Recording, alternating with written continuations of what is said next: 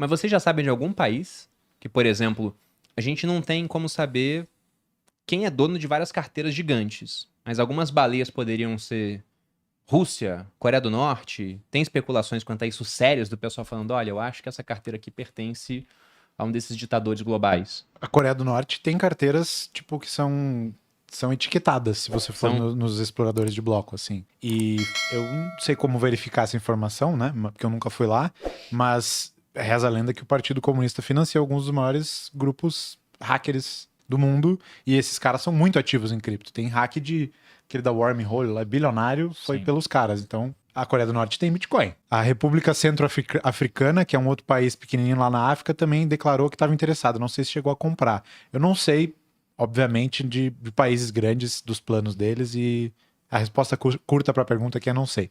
Poderia ficar especulando por horas, mas não sei dizer. Se fosse para chutar, eu apontaria para países menores, presidente com alta aprovação popular, coisa parecida com o que aconteceu ali em El Salvador. Tem até aquele cara, Felipe, você estava falando, eu lembrei, que é um anônimo do Twitter, do Crypto Twitter, que hoje em dia nem é mais ativo, mas durante o mercado de alta de 2021 fez várias previsões acertadas, ficou famoso com isso, chama GCR, e uma das previsões futuras dele é que no próximo ciclo, vulgo esse que estamos agora, a gente veria pequenas nações se alavancando em Bitcoin próximo do topo.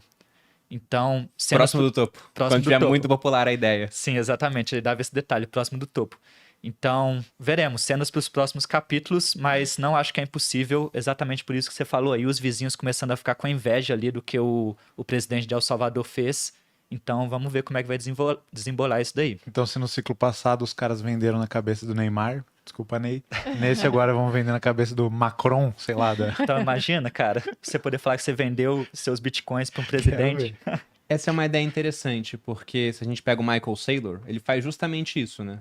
Michael Saylor é o criador e o atual CEO da MicroStrategy. Ele faz dívida em dólar e tá se entupindo de Bitcoin. Compra muito. A gente pode falar que antes dos ETFs de Bitcoin, você tinha como se expor ao Bitcoin via uma empresa, que era a MicroStrategy, negociada nos Estados Unidos. Só que era uma exposição com alavancagem, porque ele tá se entupindo de dívida. Ele tem o seguinte raciocínio: pego dívida, pago, sei lá, 6% ao ano, pensando em Fed Funds Rate mais um spread, e tá comprando Bitcoin que só esse ano subiu 50%, que ano passado subiu 120%. Esse cara tá com um belo resultado. E outras pessoas, eu conheço pessoalmente algumas pessoas que estão fazendo isso. É o cara que tá refinanciando a casa. Vai lá e faz um home equity. O que é isso? Você tem uma casa, digamos que a casa valha 1 milhão. Aí chega num banco e fala, banco, quero pegar um empréstimo, mas eu quero pagar uma taxa mais baixa. Então, me dá uma garantia boa. O imóvel é uma ótima garantia, porque ele não se mexe. Tem como esconder o imóvel, mandar pra El Salvador. Não dá, ele fica parado. Então o cara fala, tudo bem, tem imóvel vale 1 milhão, então eu te empresto 500 mil, que se você não me pagar o leilão, o seu imóvel pela metade do preço, eu recupero. E aí você me paga os juros. Aí o cara tá fazendo o que com isso? Comprando Bitcoin. Não aconselho que vocês façam isso, tá? De maneira nenhuma. Acho que eu dei até muito detalhe, né? Eu acho o que o pessoal costuma fazer. Mas o ponto é que esse pessoal, eles quase que fazem um ataque vale dizer contra que não as é moedas minha casa fiduciárias. que tá sendo feita isso, Não, tá? não é. Eles estão fazendo quase um ataque contra as moedas fiduciárias, porque veja o seguinte, eles se endividam naquela moeda, eles trocam aquela moeda por Bitcoin, ou seja, eles além de aumentar a força monetária daquela moeda, que é o que acontece quando você faz uma dívida, você está criando dinheiro, o banco faz isso, você troca aquela moeda pelo Bitcoin, por exemplo. Então, você tem mais demanda pelo Bitcoin, o preço dele sobe, enquanto você está tirando demanda da outra moeda, o preço dela cai. Se todo mundo começa a fazer isso, começa a abrir um gap, né? E é interessante essa ideia. Só que não acho que isso vai acontecer agora, todo mundo fazendo esse tipo de coisa. Mas eu gosto muito da história, que inclusive eu descobri com você, Felipe, do Hugo Stinnes, um industrial alemão. Se quiser contar aí pra quem não conhece. Conta, você vai contar melhor que eu. O Hugo Stinnes era um industrial alemão da década de 20. E vamos lembrar que pós Primeira Guerra Mundial, a Alemanha ficou quebrada. Deixou de ser um império, virou uma república, ainda verde, com instituições muito fracas, uma pesada conta do pós-guerra para pagar uma série de indenizações.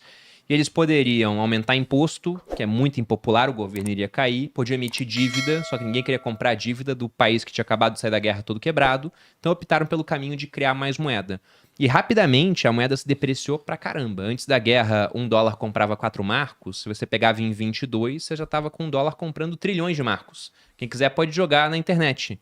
Nota de 100 trilhões de marcos, vai aparecer lá uma nota da época da República de Weimar. Vendo que isso iria acontecer, o Hugo Stinnes ele teve uma ideia. Deixa eu pegar a dívida em marco para comprar muito ouro. E aí ele comprou muito ouro, o ouro disparou de preço em comparação à moeda. Ele virou o homem mais rico da Alemanha. Enquanto a moeda, a dívida dele, se depreciou a ponto de não existir mais. Porque de que adianta eu dever 1 trilhão de marcos se 1 trilhão de marcos não compra $1?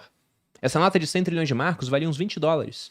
Então, ele tinha uma dívida que ele fez que não valia mais nada, ele pegou dinheiro de graça e comprou muito ouro. O Michael Saylor, ele tem uma ideia parecida com isso. Ele acha que ao longo do tempo isso vai acontecer. A dívida dele vai simplesmente deixar de valer, porque o pessoal vai começar a trocar moeda fiduciária por Bitcoin. E o mais interessante é que o Gustines não aproveitou muito, ele morreu logo depois. Fez uma cirurgia, não deu muito certo, ele veio a falecer. Ou seja, como diria minha mãe, nem tudo na vida é Bitcoin. Exatamente.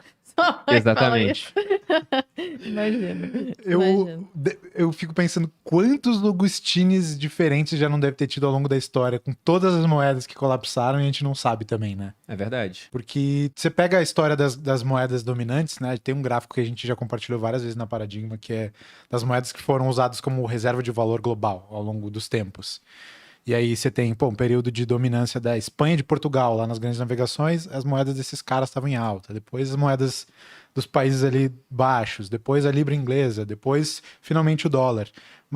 E lá atrás, o dracma romano, o grego e etc e tal. E nunca uma moeda permaneceu nessa posição de dominância, nesse trono, por mais de, 200 anos. Que é meio que a idade média de uma grande civilização. Você tem um autor, o Alexander Fraser Tyler, que fala que nenhuma democracia vive para sempre. Uma democracia é uma forma temporária de governo. Que a partir do momento que o público descobre que ele pode votar de forma a divergir o dinheiro que está no Tesouro do Estado para ele, um período de saqueamento começa e não tem mais fim. Então, toda moeda governamental vai a zero. E deve ter várias histórias de pessoas que fizeram ataques especulativos ao longo do tempo. A gente conhece esses exemplos mais recentes. O Gustines e o Michael Saylor são dois caras que embandeiraram essa ideia mesmo. E vão acontecer mais. Não façam isso em casa, porque a sua dívida não é igual a do Michael Saylor. O Saylor, ele tem condições muito favoráveis por ter uma empresa listada em bolsa lá nos Estados Unidos, que a dívida dele é basicamente iliquidável. Ele não vai ser liquidado, mesmo que o Bitcoin caia muito, os juros são baixíssimos, ele tem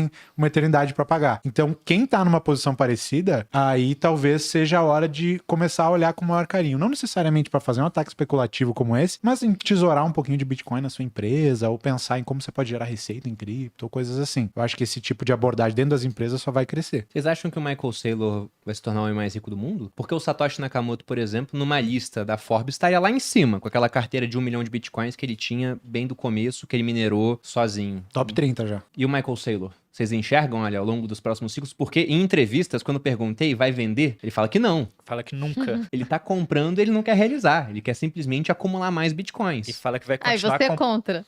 O quê? Ele... É isso. Não sou contra. Eu admiro o cara, né? Falo, caceta.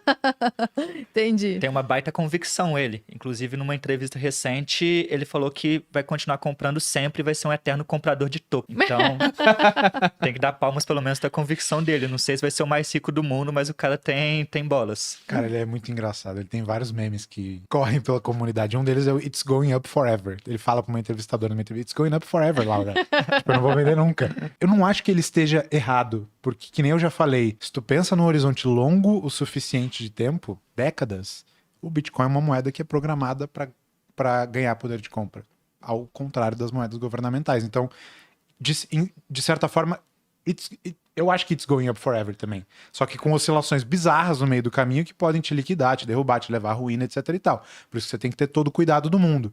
Mas esse cara aí é doidão, ele é muito, muito chegado no risco. Ele já chegou a ser um dos, acho que 1000 caras mais ricos do mundo no começo da bolha da internet ali.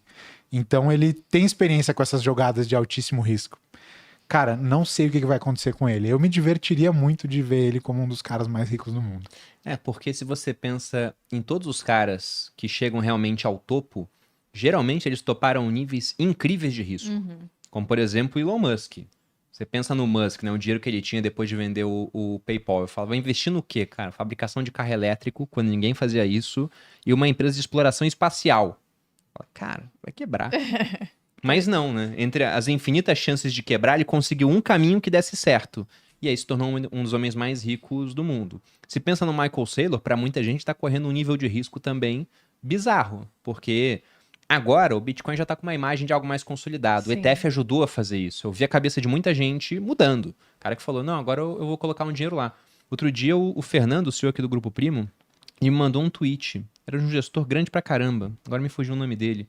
Brasileiro? Não, um americano, que ele tinha uma posição vendida em Herbalife durante um tempão. Até tomou fumo nessa posição. Deixa eu ver se eu acho... Não é o Bill Ackman. É, o Ackman, ele mesmo.